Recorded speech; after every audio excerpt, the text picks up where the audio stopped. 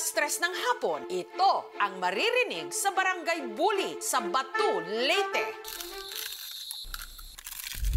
Ibig sabihin lang niyan, luto na ang paborito nila ritong merienda.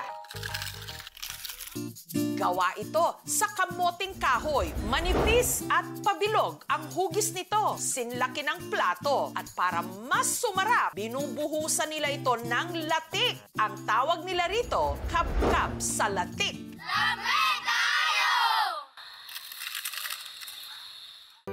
Isa sa mga gumagawa nito, si Angel. Ang kanyang kabkab sa latik recipe, pamana pa raw sa kanya ng kanyang lola Gunigunda. Tungod sa among kapobre, magbuhat ko og kabkab akong ibaligya sa mga tabo-tabo aron na ay mahimo na akong pangwarta. Ang gamit ni Angel na kamoteng kahoy galing sa tanim nila mismo sa bukid. Ito, saktong-sakto to, malaking puno.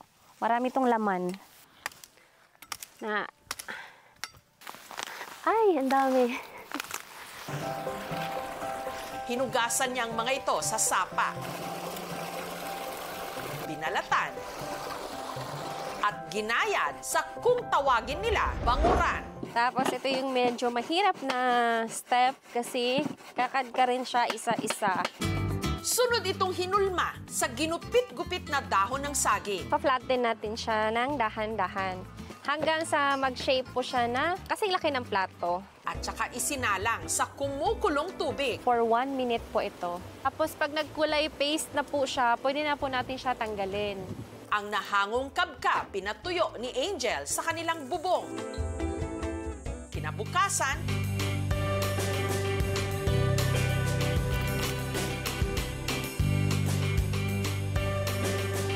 pwede na itong iprito. At ang nagpapasarap daw sa kanilang kabkab, ang latik na tinimplahan ng muscovado sugar.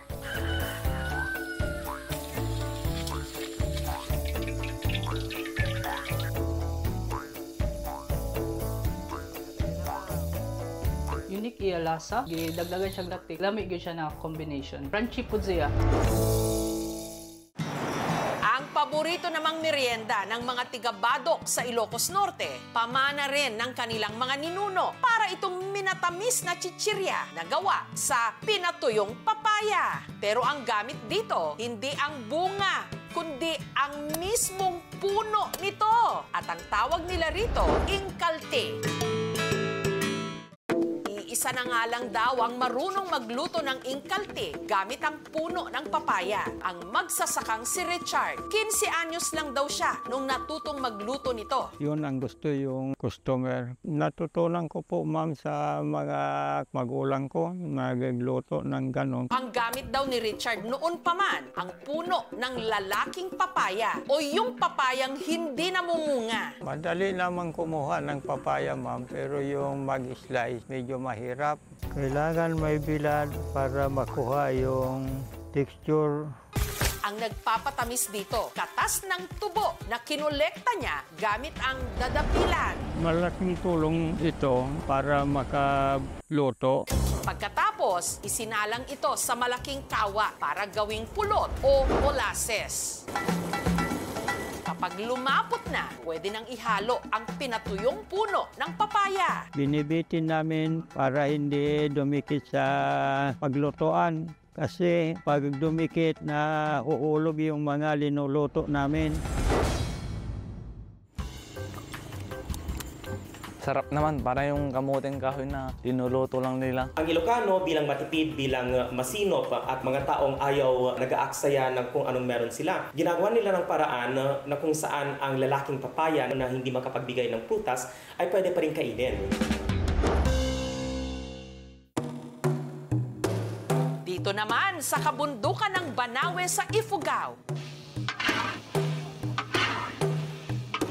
may isang tradisyon na patuloy na umaagos at ipinapasa-pasa sa mga henerasyon ang pagtagay nila ng isang klase ng alak tuwing may espesyal na okasyon. Gawa ito sa binurong bigas o fermented rice at ang tawag nila rito, baya. Meron siyang dalawang purpose. Isa, yung mas religyoso, mas ritualistic na purpose niya. Pero meron din siyang celebratory purpose na iniinom ng mga tao yon traditionally para mas maging kaiga-igaya yung mga selebrasyon nila. Sa bawat tahanan sa Ifugao, meron daw marunong gumawa ng baya. Pero ang baya na gawa ni Angker Umanggan, namumukod tangi. Bukod kasi sa espesyal na sangkap nito, isa rin daw siya sa mga pinakamatandang gumagawa pa nito ng mano-mano. Ang pinufu, isang klase ng yeast. Hain masya kahla, ato ko na in masya laklakay, pun paamaan siya kinopo. Ang paggawa ng pinufu, dati nilang isinisikreto. Pero ngayon, handa na nilang ibahagi sa publiko. Macam na tiniyak ko, anjah na pakuy hitin idi. Ang native na bigas o tinawon rice, binayo.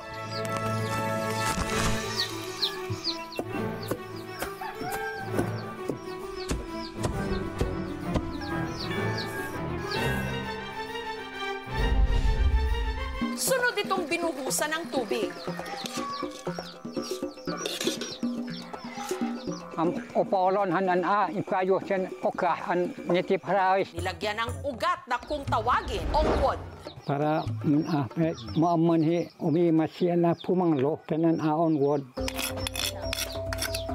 At saka nila ito hinulma. Yakreton iti tachi tam jawon ay mapodya. Kita mon iho tana pumanglohan tinokpo. An macam na inji po ay an inji po nan saja aja un hamoy an maribrepog si inji po ana.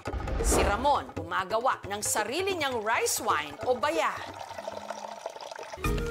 Pero ang kanila itinusta, kaya ang tawag sa klase ng baya na ito ni Ramon ng mga tiga-Batag, lipog. Maari pantay-pantay pakasalag kasi pag may sunog, medyo mapait-pait yung lasa ng rice wine natin.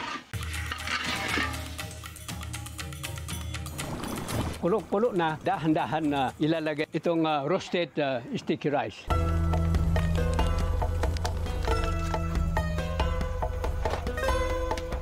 Salita namin, we call this spiritual. Para sa yung mga underworld spirit, para hindi sila makialam dito, para maganda ang pagkagawa. Dapat malamig na malamig bago ibudbud yung yeast. At para maiwasang masira ang lipog, nilagyan din nila ito ng ulod o wheat stalk at dahon ng saging. Lipat sa rice wine jar for fermentation proper. Pag nailagay na lahat at inakyat natin ito, pamahiin yan, walang magluto ng malansa dito kasi yung amoy niya para hindi makontaminate ito.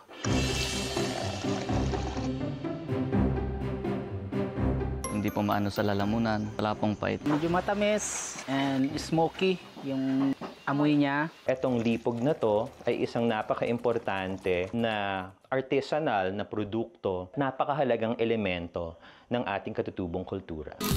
Sa bawat ngasab ng kabkab, sa bawat sausaw ng ingkalti at sa bawat tagay ng baya, nakatatak ang kwento ng ating lahi.